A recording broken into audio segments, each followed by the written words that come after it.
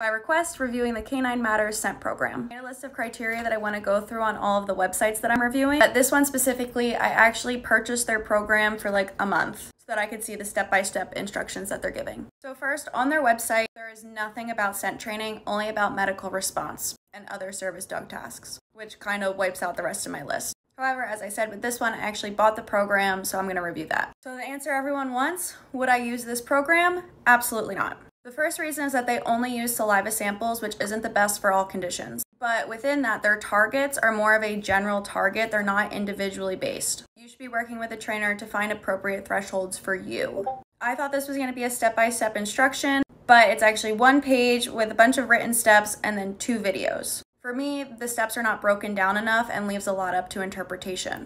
For example, if they say an exercise is done 50 times, that's all it says. So is that 50 times in one day, 50 times over a couple weeks? From what I've seen in the questions, it seems like it's 50 times at once, which can be really frustrating for your dog. It's really important to keep scent sessions short and fun. So a lot of programs start by training the sniff with a blank container. That was not part of their process here. They go directly to the hot target scent, and there was no discussion around contamination or odor pooling. So the combination of no talk about that plus what they're using, which is a bowl with a colander in it, just screams red flag to me. There are so many contamination and pooling issues with that. There's also no instructions on how those bowls are cleaned or stored or anything like that. They encourage you to drop the treat in the bowl when you're rewarding, which is just more contamination issues. After that, you go into alerting on it, but there's not a lot of training around like the alert behaviors, how to pick one, how to train it, things like that, or practicing separately, which is really important. Another red flag for me is that I don't like exercises where it is shoved in the dog's face. All exercises that I do, the dog has to come to the scent. The way that they practice on the body is, again, very contaminated.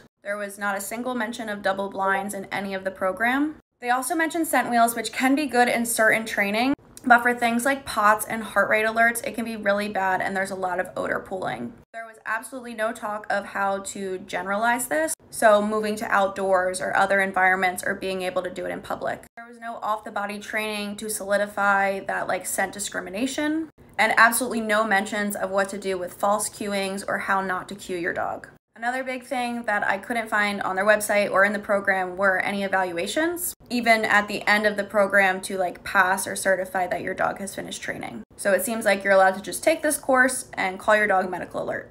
It does have the ability in this online program to ask questions. However, all the questions that I saw had been unanswered for months, like they were posted months ago. I also can't find any certifications, especially ones related to scent, for dogs that have successfully trained with them. So those are my big things, but honestly, I could keep going.